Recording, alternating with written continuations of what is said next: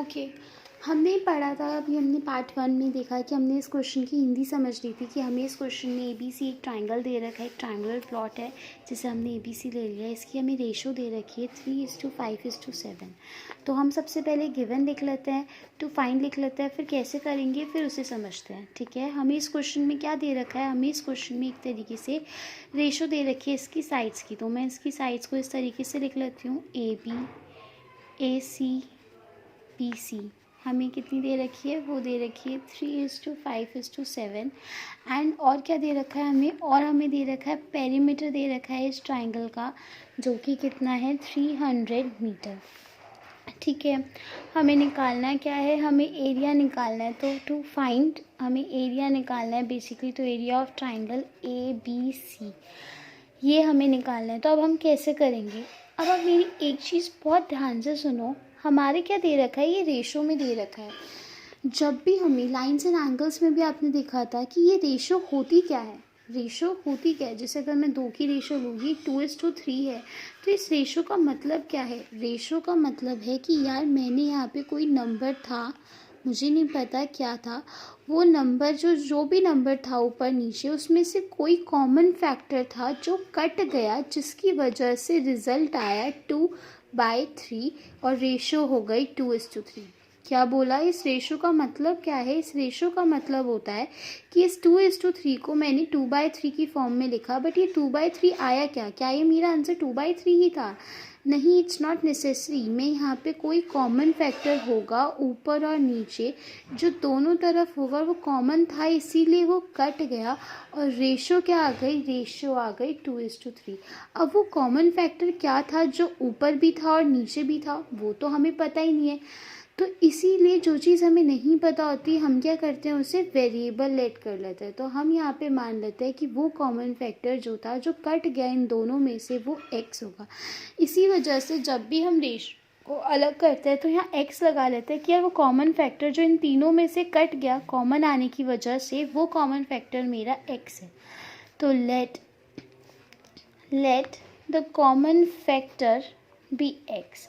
अगर common factor मेरा x होगा, सो जो मेरी साइड्स होंगी जिसे मैंने यहाँ पे a होती है, ये मेरी b होती है और ये मेरी c होती है, ये साइड वो कितनी हो जाएगी, सो मेरी साइड्स हो जाएंगी, a हो जाएगी मेरी 3x, कि भाई a जो था वो 3x था, b जो था वो मेरा 5x था और c जो था वो मेरा 7x था। ये मेरी क्या थी, ये मेरी साइड्स थी।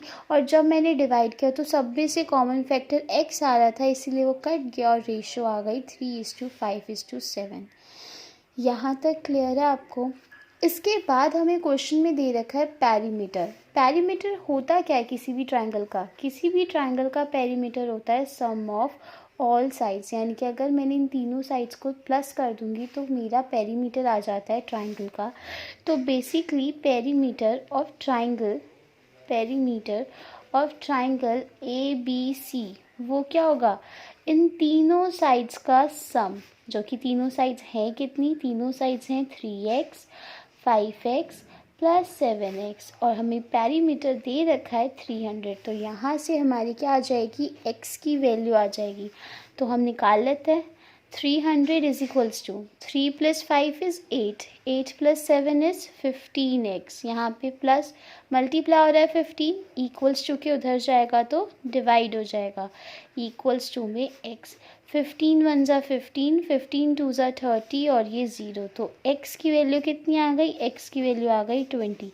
दैट मीन्स वो कॉमन फैक्टर क्या था, वो 20 था जो सब में आ रहा था और वो कट गया। तो देयरफॉर a की वैल्यू कितनी हो जाएगी, वो थी 3x, x की वैल्यू आ गई मेरी 20, तो वो कितनी हो गई 3 × 2 = 6, 60 मीटर। ऐसे b कितना था 5x, x की वैल्यू है कितनी, 5 × 20, तो 5 × 2 = 10 और ये 0 100 मीटर। c कितना हो गया, c था 7x, यानी कि 7 इंटू एक्स यानी कि 20 इज इक्वल्स टू 7 टू ज़ा 14 0 140 metre.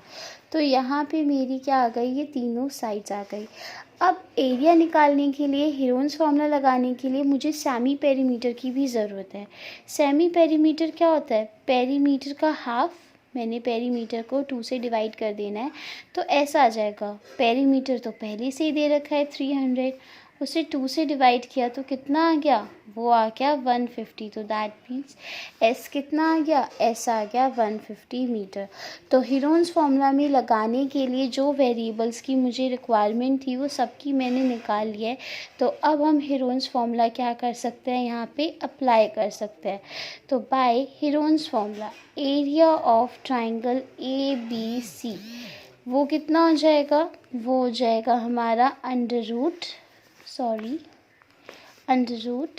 S minus A, S minus P और एस माइनस सी। तो सॉल्व करते हैं। एस कितना है, एस है हमारा 150, तो 150 माइनस 60, 150 माइनस 100, 150, जो कि मैं यहाँ नोटबुक खोल रही हूँ, 150 माइनस 140। तो अब हम सॉल्व करते हैं। तो हमने सॉल्व किया तो यहाँ तो आ गया 150 मल्टीप्लाई बाय 150 में से 60 गए तो ये आ गया हमारा 90 मल्टीप्लाई बाय 150 में से 100 गए तो 50, यहाँ पे आ गया 150 में से 40 गए तो 10। देखो सब में जो है ना 0 0 है, तो मुझे पता है सब में 10 10 तो है ही, तो मैं इस 10 का ना ब्रेक नहीं करूँगी, मैं यहाँ 10 10 अलग ले लेती हूँ। जैसे कि 15 को मैं ब्रेक कर लेती हूँ, 15 को मैं लिख सकती हूँ 3 इंटू 5, बट यहाँ पे मैं 10 को एज इट इज़ लिख रही हूँ।